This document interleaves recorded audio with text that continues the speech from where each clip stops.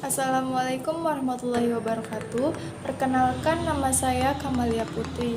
Saya mahasiswi dari Institut Agama Islam Bunga Bangsa Cirebon, dari Prodi Perbankan Syariah semester 5 kelas A. Di sini saya akan mempresentasikan untuk memenuhi tugas mata kuliah Perekonomian Indonesia yang membahas mengenai daya saing dan liberalisasi perdagangan internasional. Pengertian dari daya saing, menurut World Economic Forum, daya saing dapat diartikan sebagai kemampuan ekonomi nasional untuk mencapai pertumbuhan yang tinggi dan berkelanjutan. Daya saing adalah konsep perbandingan kemampuan dan kinerja perusahaan, subsektor atau negara untuk menjual dan memasok barang dan jasa yang diberikan dalam pasar. Daya saing sebuah negara dapat dicapai dari akumulasi daya saing strategis setiap perusahaan. Faktor dari daya saing yaitu faktor kondisi permintaan, industri terkait, dan industri pendukung, serta persaingan industri. Selain keempat faktor tersebut, terdapat dua faktor juga yang memiliki pengaruh pada kedua determinan tersebut, yaitu pemerintah dan kesempatan. Cara meningkatkan daya saing bisnis di tengah ketatnya persaingan.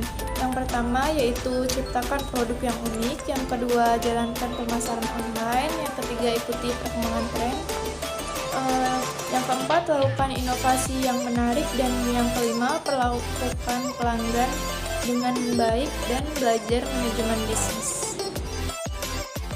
Cara meningkatkan daya saing produk-produk dalam negeri menghadapi masuknya produk-produk ke luar negeri ke Indonesia dalam era perdagangan bebas.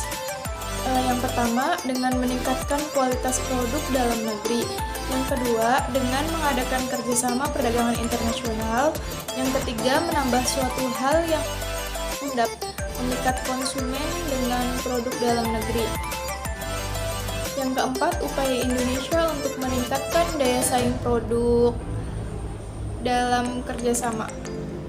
Yang kelima, ekonomi internasional adalah meningkatkan kualitas komoditas ekspor agar diterima di pasar internasional. Selanjutnya membahas mengenai pengertian liberalisasi perdagangan internasional. Menurut Ilham, menyebutkan liberalisasi sebagai penggunaan mekanisme harga yang lebih insentif sehingga dapat mengurangi anti-bias ekspor dari rezim perdagangan. Disebutkan pula bahwa liberalisasi juga menunjukkan kecenderungan makin berkurangnya intervensi pasar, sehingga liberalisasi dapat menggambarkan situasi semakin terbukanya pasar domestik untuk produk-produk luar negeri. Liberalisasi perdagangan adalah praktik untuk mendorong perdagangan barang dan jasa secara bebas antar negara. Ini dilakukan melalui penghapusan atau pengurangan pembatasan dan penghambatan pada perdagangan barang dan jasa. Dampak dari liberalisasi perdagangan terhadap sektor industri adalah semakin terbukanya akses industri domestik terhadap pasar internasional, juga terhadap teknologi. Akses yang lebih luas pada pasar internasional dapat dari ekspansi pasar melalui ekspor, sehingga skala ekonomi perusahaan dapat meningkat. Sistem perdagangan dunia yang bebas dan terbuka menghendaki dihilangkannya segala bentuk intervensi yang dapat mendistorsi pasar. Meskipun penolakan intervensi dilakukan dengan dalih untuk menciptakan suatu perdagangan yang adil, namun dalih seperti inilah yang seringkali membuat perdagangan justru menjadi tidak adil. Hal ini disebabkan masih terdapat perbedaan kemampuan menurunkan biaya produksi yang akan menentukan daya saing negara pelaku perdagangan, khususnya bagi pelaku yang tergolong sebagai negara-negara kecil. Ada juga dari dampak liberalisasi perdagangan terhadap perekonomian Indonesia, yaitu beberapa peneliti menunjukkan bahwa liberalisasi ekonomi berdampak positif terhadap perekonomian Indonesia. Hal tersebut dapat dilihat dari peningkatan kinerja perdagangan dengan meningkatnya komoditas ekspor. Artinya, dengan adanya liberalisasi perdagangan tersebut, Indonesia mampu memiliki volume perdagangan.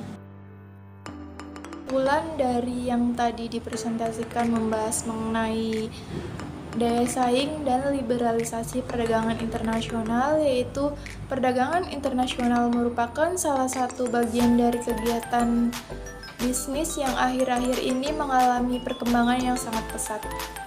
Perhatian dunia usaha terhadap kegiatan bisnis internasional juga semakin meningkat. Hal ini terlihat dari semakin berkembangnya arus peredaran barang, jasa, maupun tenaga kerja, modal dari suatu negara ke negara lain, demikian pula sebaliknya. Kegiatan-kegiatan tersebut dapat terjadi baik melalui kegiatan ekspor, impor, atau investasi. Terima kasih. Itu saja yang bisa saya presentasikan atau saya sampaikan mengenai daya saing dan liberalisasi perdagangan internasional. Kurang lebihnya mohon maaf. Wabillahi taufik wal hidayah. Wassalamualaikum warahmatullahi wabarakatuh.